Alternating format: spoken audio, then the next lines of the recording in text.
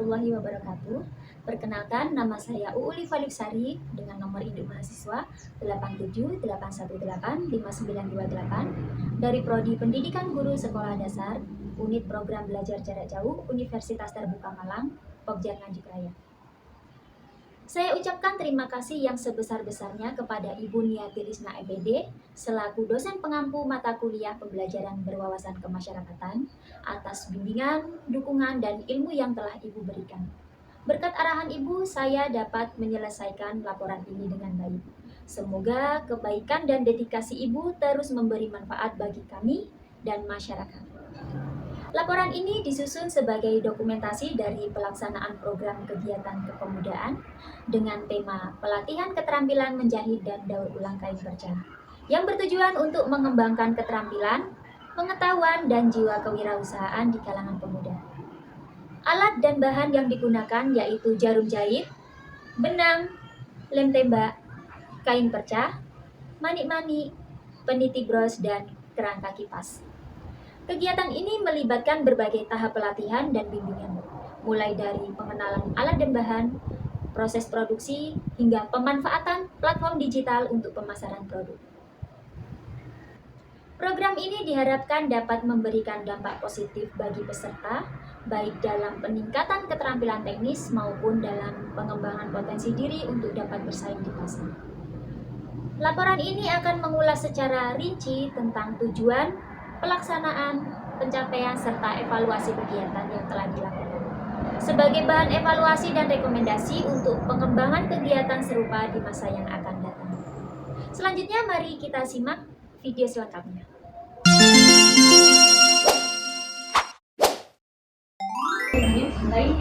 Assalamualaikum warahmatullahi wabarakatuh. Waalaikumsalam warahmatullahi wabarakatuh.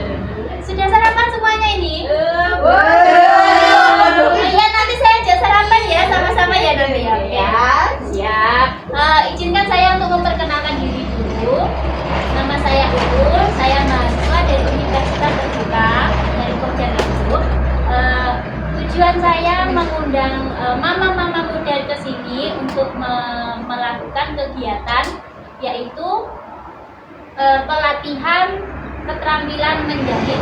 Tujuan saya adakan kegiatan ini supaya kita itu tahu bagaimana pemanfaatan kain perca yang dibuang, istilahnya dibuang atau tidak digunakan lagi sama penjahit seperti itu.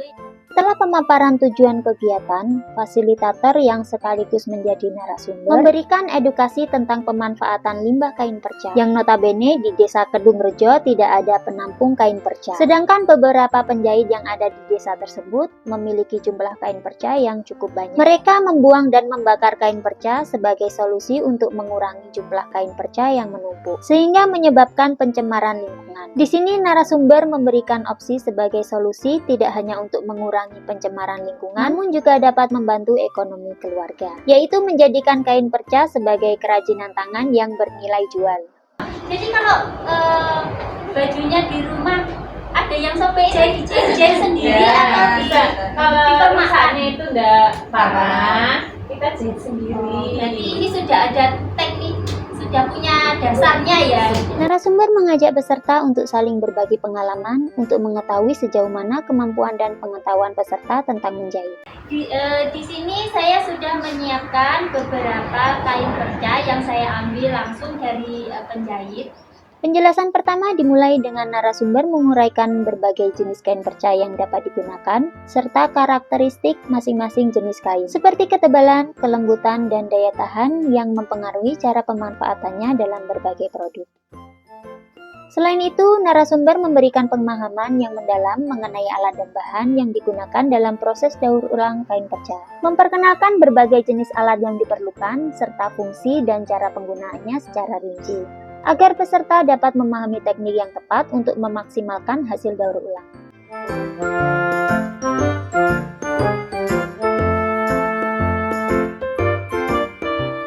Narasumber tidak hanya menjelaskan teori mengenai jenis kain dan alat, tetapi juga memberikan wawasan praktis tentang bagaimana memilih kain perca yang sesuai dengan jenis produk yang ingin dihasilkan.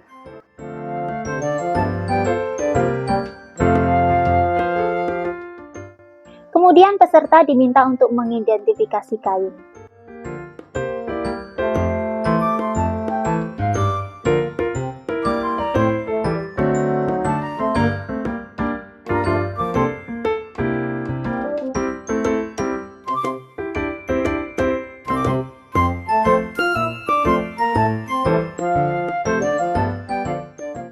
Sebagai bagian dari pemahaman tersebut, narasumber juga memaparkan tahapan-tahapan dalam proses produksi secara sistematis, mulai dari persiapan bahan hingga teknik finishing akhir.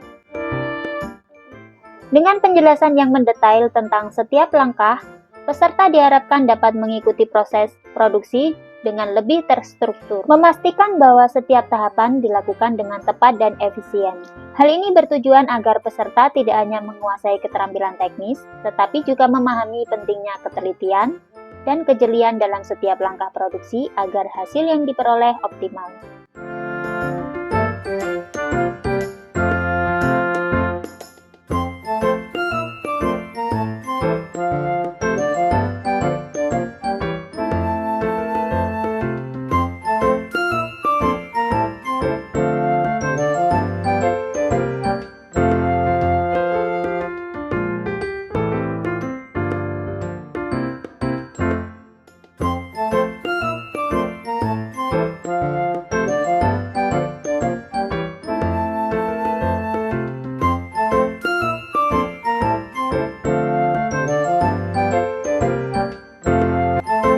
Pada fase ini, peserta juga diminta untuk menunjukkan keterampilan menjahitnya. Cek tak mata nenek nih, kan kes masuk. Masuk burung tadi. Itu tarik, sret. Oh, selesai deh. Apa-apa. Kan dia neneknya.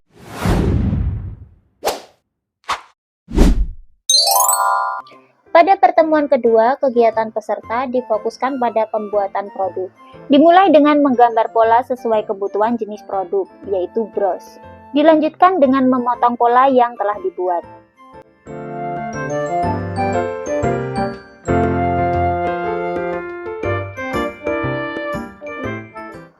Kemudian menggabungkan setiap komponen hingga menjadi produk.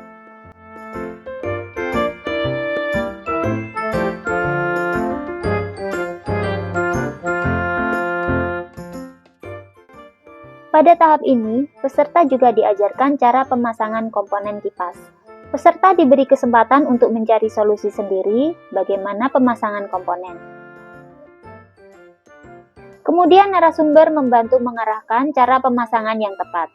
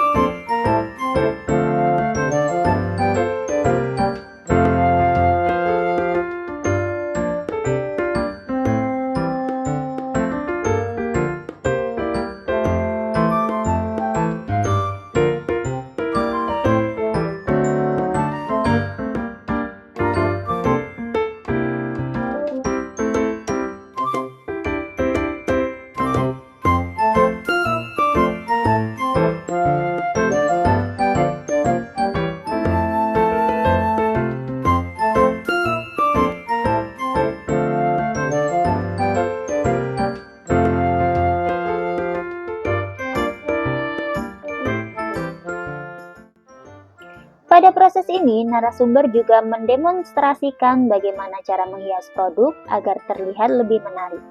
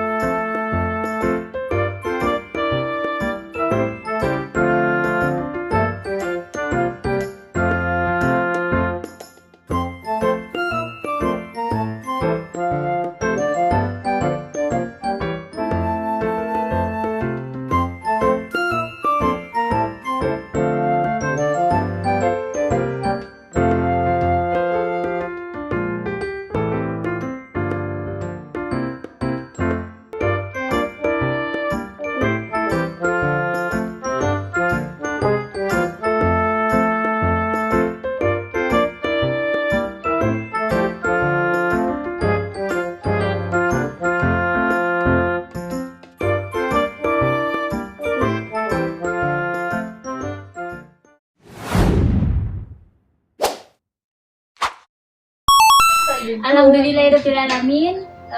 Kita sudah sampai pada pertemuan ketiga, dan pada pertemuan kali ini kita akan mempelajari bagaimana cara membuat marketplace. Tetapi sebelum itu saya akan menunjukkan bagaimana cara mengambil gambar produk atau mengedit foto supaya gambar yang akan diupload di marketplace nanti lebih menarik, sehingga konsumen nantinya juga akan tertarik dengan produk kita. Narasumber memberikan arahan tentang bagaimana mengambil angle yang tepat dalam pemotretan produk, menjelaskan pentingnya pencahayaan, komposisi dan sudut pengambilan gambar yang dapat menonjolkan keunikan serta detail produk.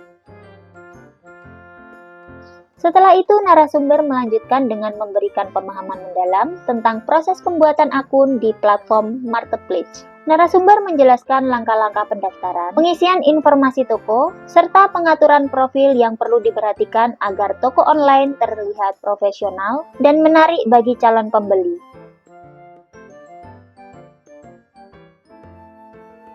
Demonstrasi langsung juga dilakukan untuk memastikan peserta dapat mengikuti dengan mudah setiap tahapannya. Selain itu, narasumber juga memberikan wawasan tentang pentingnya pengelolaan produk di marketplace, seperti cara mengunggah foto, menyusun deskripsi produk yang menarik dan informatif, serta menentukan harga yang kompetitif. Dengan pemahaman yang lebih baik mengenai proses digitalisasi ini, peserta diharapkan dapat memanfaatkan marketplace sebagai saluran efektif untuk memasarkan produk mereka dan memperluas jangkauan pasar.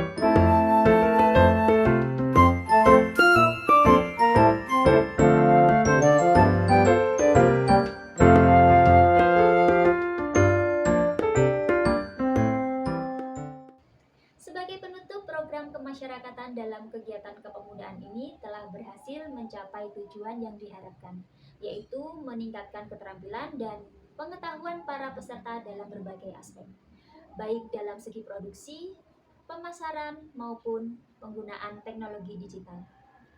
Meskipun masih terdapat beberapa tantangan yang perlu diperbaiki, hasil yang diperoleh sejauh ini menunjukkan adanya kemajuan yang signifikan. Mengingat ini adalah pengalaman pertama bagi para peserta. Keberhasilan ini tidak hanya memberi dampak positif bagi peserta, tetapi juga membuka peluang baru bagi mereka untuk mengembangkan potensi diri dan bersaing di pasar yang lebih luas. Oleh karena itu, penting untuk terus melakukan pendampingan, evaluasi, dan pembelajaran berkelanjutan agar peserta dapat lebih siap dalam menghadapi tantangan yang ada.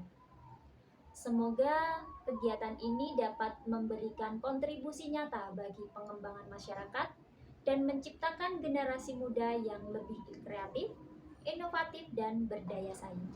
Cukup sekian laporan praktik program kemasyarakatan dalam kegiatan kepemudaan ini. Saya akhiri. Wassalamualaikum warahmatullahi wabarakatuh.